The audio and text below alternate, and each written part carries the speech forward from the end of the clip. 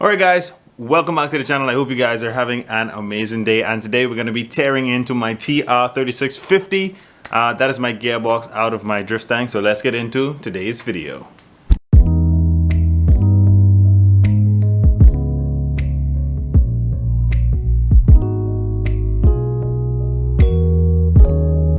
Alrighty, and first things first, we're going to start out this video on an extremely good note. I got my first donation to the channel from the Build Something TV Ford Channel, the BST Ford Channel.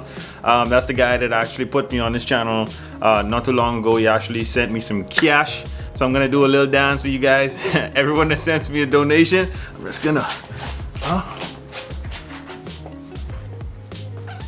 There's actually no music, but you know, that's what I'm gonna be doing. But yeah, thank you so much to the BST Ford Channel. I greatly appreciated the cash that you sent me. Anyone else that wants to donate, the link is below. It's in the description. All of my social media links are also below. I have Facebook, Instagram, TikTok, all of those things, Twitter. So yeah, anyone that sends a donation, I thank you guys in advance. It really does help out the channel. It helps me to progress and make you guys better content at the end of the day. Me and the Ford BST channel, or BST Ford, I can't remember which one it is, but we have something that's pretty cool, and it's gonna be in the video after this, so it's gonna come out on Monday. But we have something very special planned for you guys, and we know that you guys are gonna love it. A lot of people are gonna hate it, but we know you guys, the ones that follow us, the ones that love what we do, are going to absolutely love it. But that's enough of me talking too much. We're gonna get the gearbox out. I'm gonna tear it down, and I'm gonna explain to you guys, after I've already taken it apart, how to do it exactly, because there's a certain sequence of pulling it apart. Well, actually, I could tell you guys now. You know, you take off the tail end, and then you loose all the bolts of the bell housing, take that off, and then there's some bolts in that center casing for you to take that off. Once you have all of those casings off, you should be good to go to just inspect your gears and see what's really going on with the box. So let's get started. Look at me gonna forget to tell you guys to like, share, and subscribe. Don't forget that. Hit that bell for post notification thingies. Yeah, let's get into the gearbox rebuild.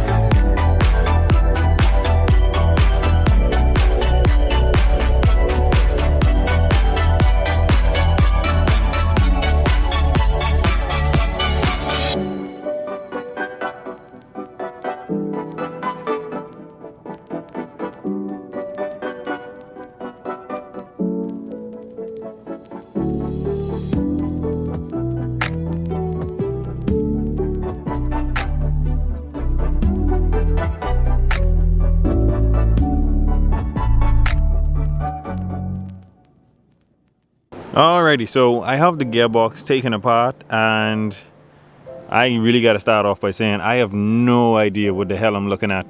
It just looked like a bunch of gears and some flicking rods and some shafts and some stuffs. I mean, the stuff is kind of shaky. Like my input shaft could move around a lot. I don't know if that's normal. You get a bunch of clunking as the gears. go on to each other, but I don't see no broken teeth on like any of the gears. I don't see any broken teeth on it.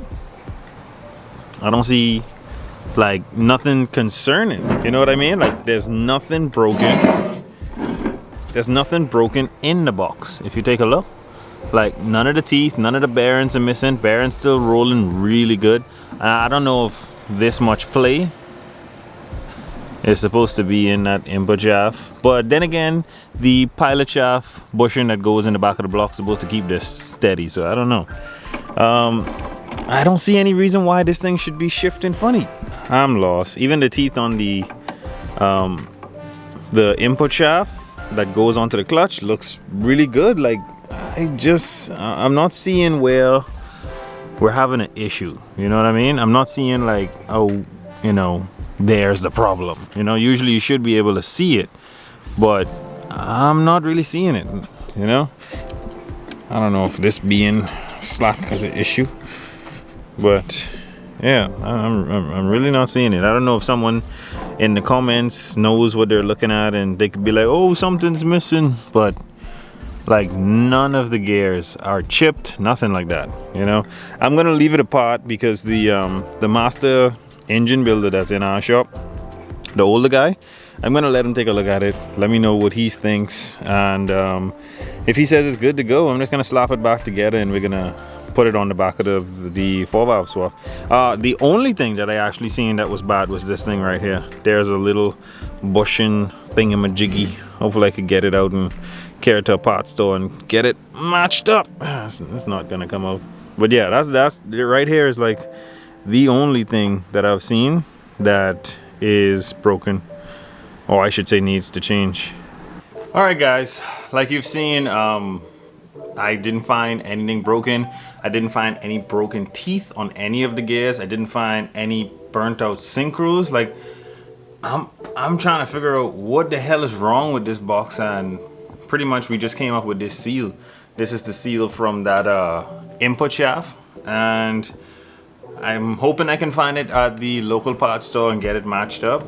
I should be able to, but I just highly doubt that this little like seal that's supposed to like stop fluid from going forward like through the bell housing to the forward way, I just highly doubt that this is what's causing the shifting.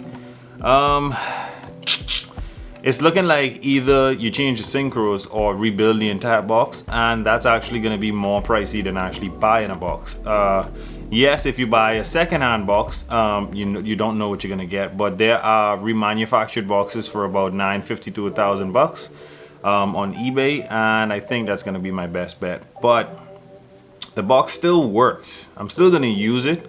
I'm still going to bolt it onto the 4-valve swap and put it in the car, but in the future, I'm definitely going to need to change it. Not being able to afford parts is not fun, but I'm not going to let that stop me from actually building something, and I'm definitely not going to let that stop me from making these videos.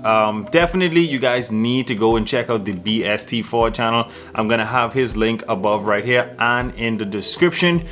We are going to be doing some collabs that's going to be back and forth, and you need to go subscribe to his channel. Make sure you turn on post notifications so you guys can see what he's doing compared to what I am doing, because we're going to be doing something extremely special in the very near future. So yeah, next video is going to be really nice. So hopefully I'm saying a lot of like I don't know what the hell I'm talking about. I should know what I'm talking about, don't I? Shouldn't I? Can't even speak English. But yeah, that's pretty much it, guys. Make sure if you guys like this content, hit that subscribe button, hit that like button. There's a donate link in the description if you guys want to send 50 cents to $1 or $50,000. I'll be accepting it. But send whatever you guys can so the bills can upgrade and get better.